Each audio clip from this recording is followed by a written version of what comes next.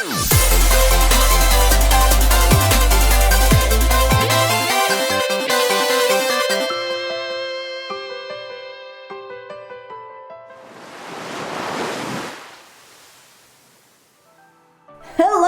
how is it going?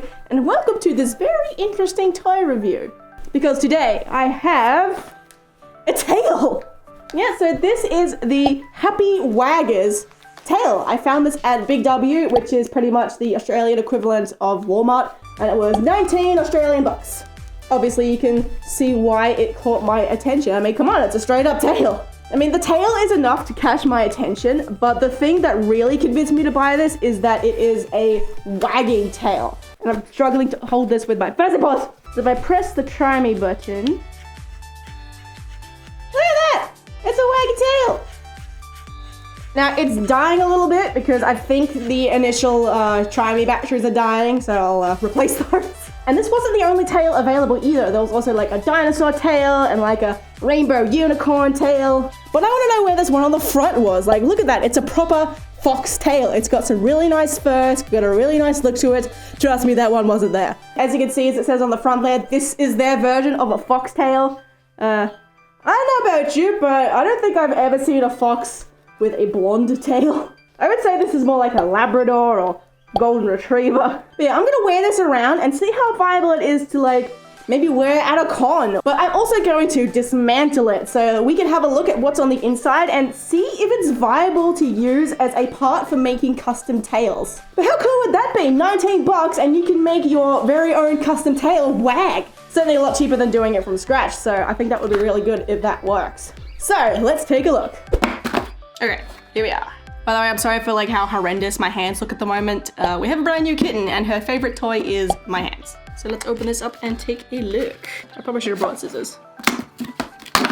Oh no, it's good a zip tie. I didn't bring scissors. All right, I've returned, slightly more dangerous. Oh yeah, that is not gonna fit around me. This is definitely for kids.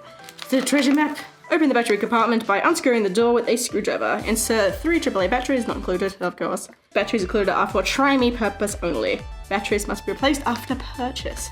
Oh, I better go do that. So, with the batteries replaced, I weaved the tiny belt into my belt loops as tight as they would go on top of my regular belt, and the immediate thing I noticed was that the battery pack was weighing down this tail a lot. And with the straps to the side, all it wanted to do was like twist downwards.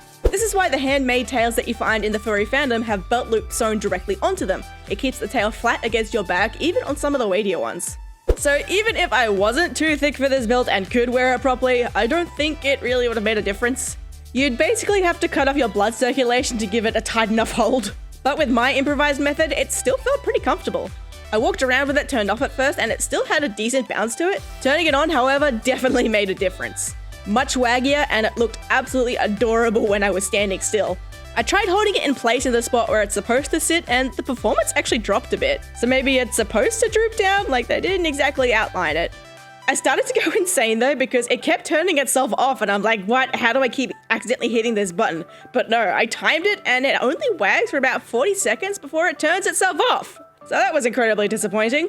I assume it's so kids don't turn it on and forget about it and then chew through so many batteries that their parents have to start digging into their college fund, so I do understand why they would have made this decision, but I do wish there was a way to set how long before it stops. Once I was done playing with it, it was time to destroy it. Nah, I actually tried to be as neat as possible with this, so then I could see exactly how they had stitched it up, and I could put it back together if I really wanted to. I started at this seam at the back and slowly made my way around it. I would definitely recommend doing this with a much smaller pair of scissors.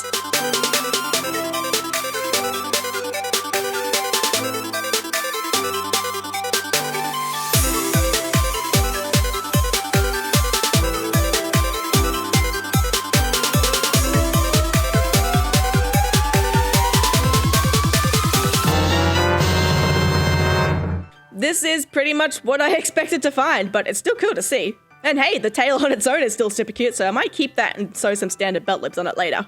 So we've got this cheap feeling brown material that goes around the battery pack and is held on tightly by what feels like to be a plastic ring on the inside. I'm leaving this on because this looks like the key to attaching a new tail. What I reckon you could do is make a new tail of a similar size, lightly stuff it, put the mechanism back inside the same way, blanket stitch it onto the brown material, make a tight cover with belt loops on it, and then add a small zipper or some buttons so you can access the battery pack. If any actual first aid makers or seamstresses have a better idea on how to do this, please let me know in the comments.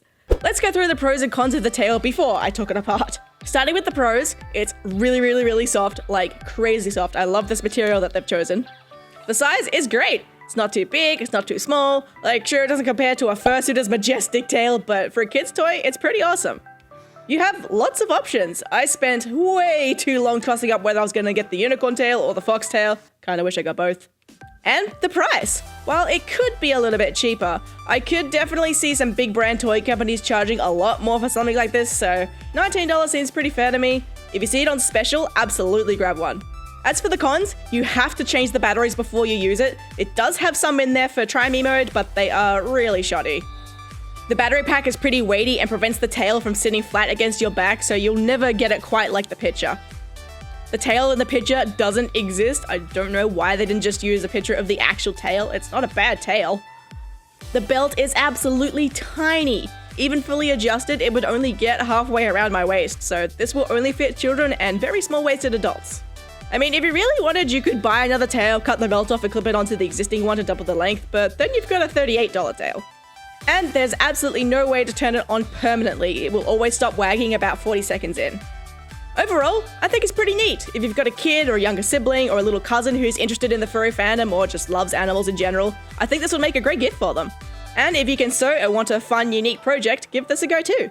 If there's anyone out there that knows electronics and knows how to disable that auto shut-off, please share. So there you have it. Interesting. As a thank you to you for watching this toy review, I'm actually going to do a giveaway.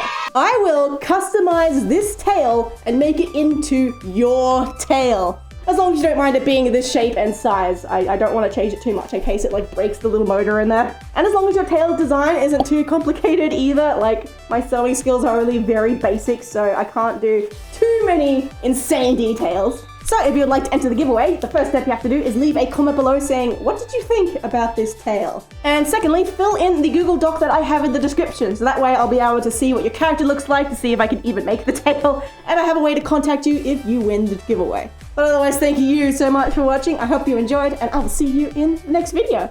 Bye!